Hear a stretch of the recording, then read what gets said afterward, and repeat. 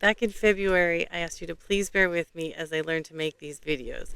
I am a digital immigrant, but I arrived in Ecuador a few days ago. I brought with me a selfie stick, a Bluetooth microphone, and a drone. So today was day one of trying them all out. So I'm going to show you some footage. I'm here in Lentag in the Yunguia Valley. We're staying at the Live the Life Lodge. We're just south of Cuenca in the Ecuadorian Andes. Let me show you the view. This is what we are looking at from the bedroom window and from the little living room window and from the table where we have our morning coffee.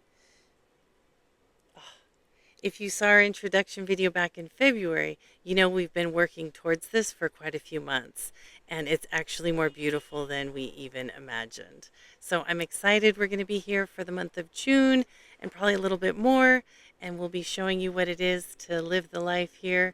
And you might see some wobbly footage from today, but again, I promise to get better with using these tools and sharing what it's like to be here in Ecuador. So goal number one was the selfie stick and the Bluetooth mic. So let me show you a little bit of the footage here.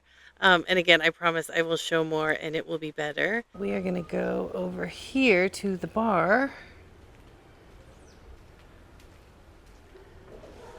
And this is all just like what's grown here on the property. So you can see lots of turmeric, que se llama cúrcuma, mucha cúrcuma. Limones. Eso me parece toronja chiquita. Naranjilla. And the drone, Roberto and I did fly it. I was totally nervous to fly it over the pool, but I got a bit of a shot.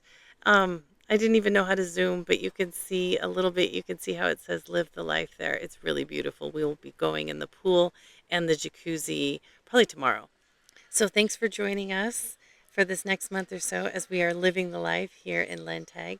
Tomorrow we're going to go up to one of the other properties where Torin is growing lots of food.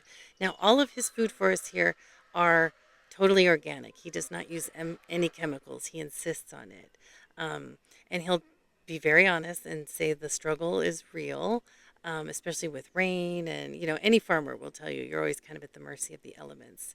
So I'm excited to kind of share what is growing up there and his stories that he has to share about that.